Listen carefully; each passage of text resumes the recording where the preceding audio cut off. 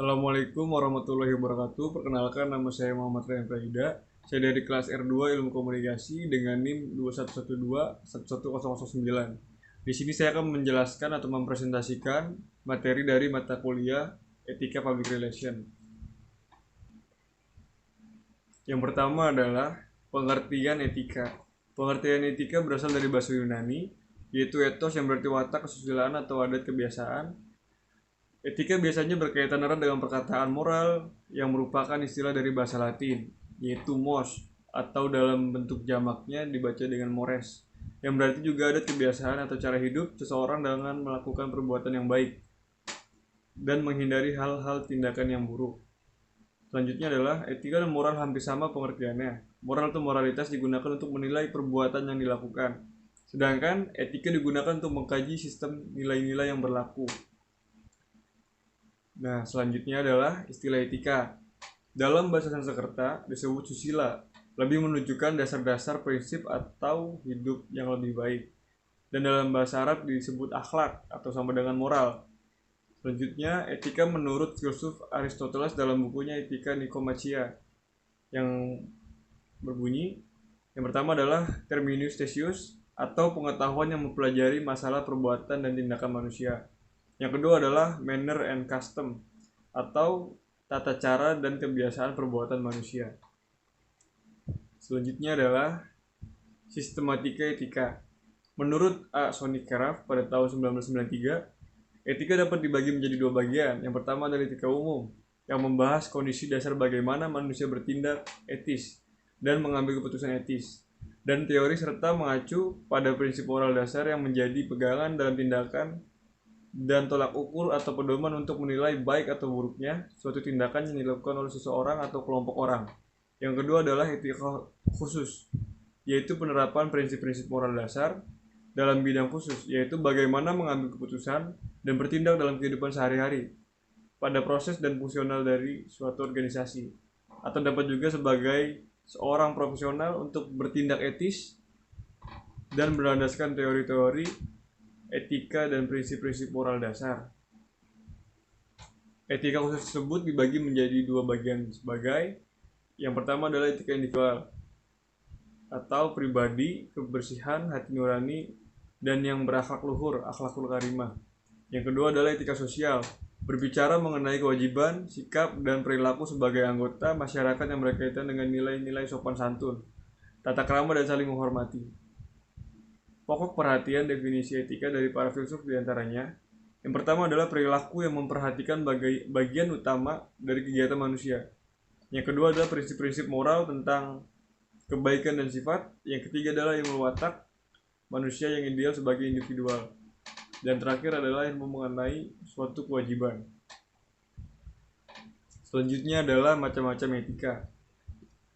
Etika dibagi menjadi dua lagi. Yang pertama adalah etika deskriptif, berbicara mengenai fakta apa adanya, yakni mengenai nilai dan perilaku manusia sebagai suatu fakta dan terkait dengan situasi dan realitas yang membudaya. Yang kedua adalah etika normatif. Etika normatif merupakan norma-norma yang dapat menuntun manusia agar bertindak secara baik dan menghindarkan hal-hal yang buruk, sesuai dengan kaidah atau norma yang disepakati dan berlaku di masyarakat. Selanjutnya adalah tinjauan teori dasar etika normatif terbagi menjadi dua lagi. Yang pertama adalah teori deontologis. Deontologis berasal dari bahasa Yunani. Deon yang berarti kewajiban. Artinya etika deontologi menekankan kewajiban manusia untuk bertindak secara baik. Yang kedua adalah teori teleologis. Teleologis berasal dari bahasa Yunani, yaitu telos yang artinya tujuan. Teleologis menjelaskan benar salahnya tindakan tersebut justru tergantung dari tujuan yang hendak dicapai atau berdasarkan akibat yang ditimbulkan oleh tindakan tersebut. Suatu tindakan dinilai baik kalau berakibat atau bertujuan mencapai sesuatu yang baik pula. Etika teleologis muncul dua aliran, yaitu yang pertama adalah egoisme, tindakan untuk kepentingan dirinya sendiri. Sedangkan yang kedua adalah utilitarianisme, perbuatan baik buruknya suatu tindakan yang memberikan manfaat bagi banyak orang. Sikap etis yang wajar adalah memperhitungkan rasa senang dan sakit sebagai hasil.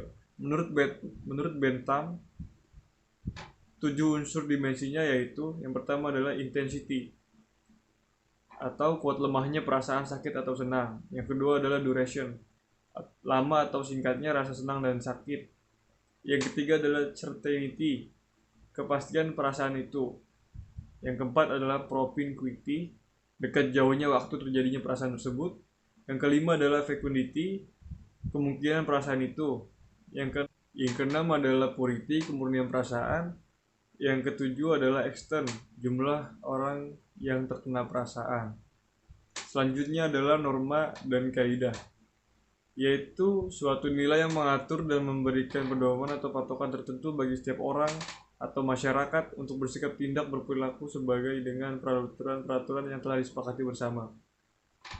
Norma-norma tersebut menurut isinya terbagi menjadi 2 jenis sebagai berikut.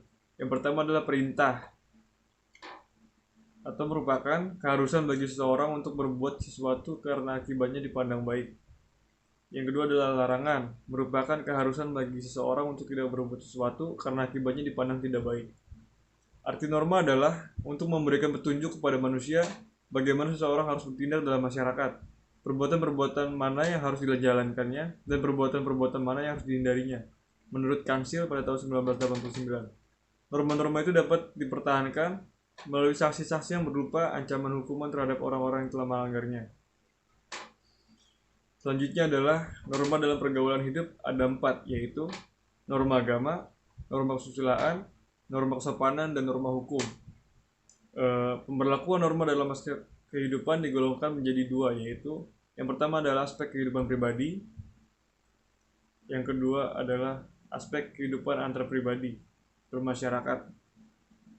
Selanjutnya adalah norma dalam pelaksananya terbagi menjadi 2, yaitu norma-norma umum yang non-hukum dan norma hukum. Dan yang terakhir adalah etiket. Definisi etiket yaitu berkaitan dengan nilai sopan santun, tata krama, dan sikap baik dalam pergaulan antar manusia yang beradab. Istilah etiket berasal dari etiquette dalam bahasa Prancis, yang berarti dari awal suatu kartu undangan yang biasanya dipergunakan semasa raja-raja di Prancis mengadakan pertemuan resmi, pesta, dan resepsi untuk kalangan para elit kerajaan atau bangsawan. Pendapat lain dari etiket yaitu tata aturan sopan santun yang disetujui oleh masyarakat tertentu. Menurut K. Bertens, etika dan etiket memiliki 4 perbedaan, yaitu yang pertama adalah etika niat, baik atau buruknya sebagai akibatnya. Etiket cara melakukan perbuatan benda sesuai dengan yang diharapkan. Yang kedua adalah etika nurani, bersikap etis dan baik. Sedangkan etiket formalitas, tampak dari sikap luarnya sopan santun dan kebaikan. Yang ketiga adalah etika absolut, tidak dapat ditawar. Sedangkan etiket relatif, tergantung situasi. Yang terakhir adalah etika tidak tergantung. Sedangkan etiket berlaku jika ada orang yang sebaliknya. Sekian dari saya, kurang lebihnya mohon maaf. Wassalamualaikum warahmatullahi wabarakatuh.